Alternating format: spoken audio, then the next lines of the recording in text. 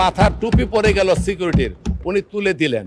এটা খুব ক্ষুদ্র মনে হতে পারে, ট্রাফিক সিগন্যালে দাঁড়িয়ে গেছেন, এটা অনেক আপাত দৃষ্টিতে ক্ষুদ্র মনে হতে পারে, কিন্তু এই কোনোটা ঘটনায় ক্ষুদ্র নয়। সেই জুলাই সনদ মানুষের কল্যাণের জন্য, দেশ গঠনের জন্য কতগুলি স্টেপ নিচ্ছেন, কতগুলি কদম নিচ্ছেন, কতগুলি পদক্ষেপ গ্রহণ করেছেন।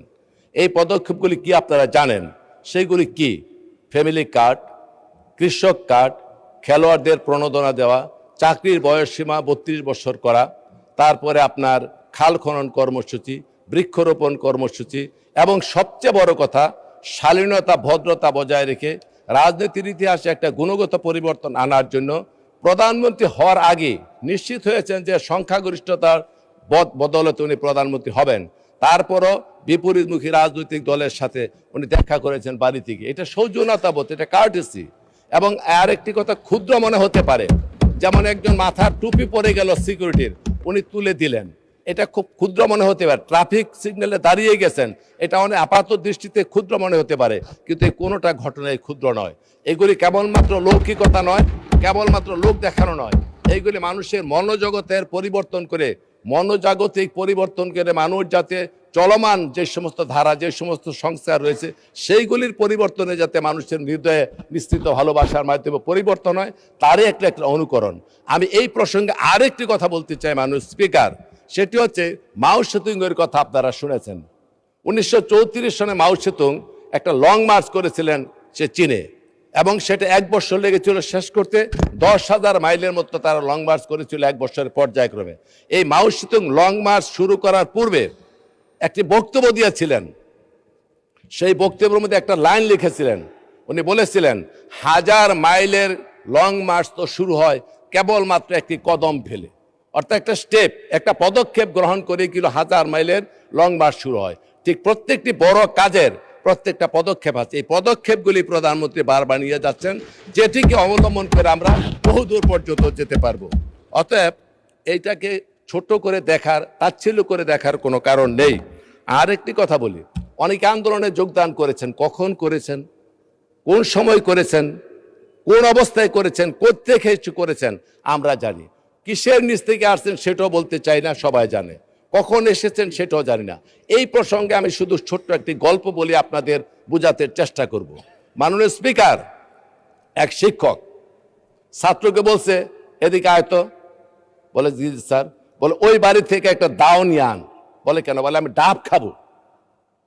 দাওটা নিয়ে আয়, দাওটা কেটে ডাব খাবো।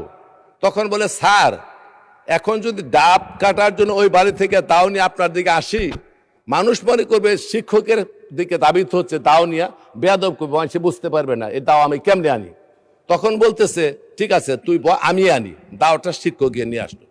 আসার পরে বলে এখন গাছের উপর উঠে নারিকেল পেরে আমার ডাবটা খাওয়া। বলে স্যার, এত বেয়াদব আমি শিখেছি, আপনি গাছের নিচে দাঁড়ায় থাকবেন আর মাথার উপরে আমি দাও নিয়ে উঠবো, মানুষের করবো, শিক্ষক দাঁড়ায় নিচে, ছাত্র উঠছে উপরে, মাথার উপরে, এটা স্যার সম্ভব না, এটাও ঠিক না। বলে ঠিক আছে, এটাও মানলাম। এখন শিক্ষক দাও আনছে, গাছের উপরে ডাবও কাটছে, পারছে। এইবার বলে কি ডাবরা কাইটা খা। এখন বলতেছে স্যার কয়বার বেয়াদবি করে, 2 বার 2টা কথা রক্ষা করে নেয়, এইবার ডাবডা নেনে ছাত্র কাইটা ডাবডা খেয়ে ফেলছে। এখন ওই সম্মান দেখাইতে গিয়ে যখন খালেদা জিয়াকে বন্দি করে, তারেক রহমানকে বিদেশে প্রেরণ করা হয়, হাজার হাজার লোককে খুন করা হয়, ইলিয়াস আলী উদাও হয়ে যায়, চৌধুরী আলম উদাও হয়ে যায়, জাকির উদাও হয়ে যায়, সুমন উদাও হয়ে যায়, এই সমস্ত আন্দোলন সংগ্রামের সময় যখন হত্যাকাণ্ড সংগৃহীত হয়, সেই বাইদের কিন্তু তেমন একটা অঙ্গন আমরা দেখা পাই নাই। কাজে হাজারো রক্তের বিনিময়ে ধারাবাহিক আন্দোলনের 16-17 বছর যা চললো, তার একেবারে শেষ হয়েছে ওই ডাব কাটার মতো সুযোগ বুঝে আপনারা এইখানে অংশগ্রহণ করেছেন। এইখানে অংশগ্রহণ করে এই আন্দোলনকে কুক্ষিগত করার জন্য প্রতিদিনই সংসদে মাননীয় স্পিকার করে একটা কথা বলে, সনদ নিয়ে কথা বলেন। সনদও বুঝি, ব্যাখ্যাও বুঝি, সংস্কারও বুঝি, সংশোধনও বুঝি, কিছু বুঝার কিন্তু বাকি নাই। অতএব মানুষকে বুঝতে দেন, সঠিক পথে আসেন, ধারাবাহিকভাবে কর্মসূচি পালন করার চেষ্টা করি। শৈবাল দিগিরে বলে উচ্চ করে শের, লিখে রেখো এক বিন্দু দিলেম শিশির। আরে শিশিরের পাতা থেকে এক ফুটা ফালায়া দিগিরে বলে মনে রাখিস বেটা। অথচ পুরা শৈবালের অস্তিত্ব নির্ভর করতেছে গোটা পানির উপরে, অথচ তারা ওই শিশির বিন্দুর মতো সর্বশেষ যোগদান করে এখন বিভিন্ন চিৎকার করছেন, এগুলি করার দরকার নেই। ভালোভাবে আছেন, সুন্দর করে আছেন মাননীয় স্পিকার, উভয়ে মিলে এসে দেশকে গড়ে তুলতে চাই, সেই সহযোগিতা আপনাদের কাছে কামনা করি। হঠাৎ করে ওয়ার্কআউট, হঠাৎ করে এদিক এদিক তাকানো, কান কথা, এগুলি বাদ দিয়ে মানুষের কল্যাণে আমরা সকলে কাজ করতে চাই মাননীয় স্পিকার।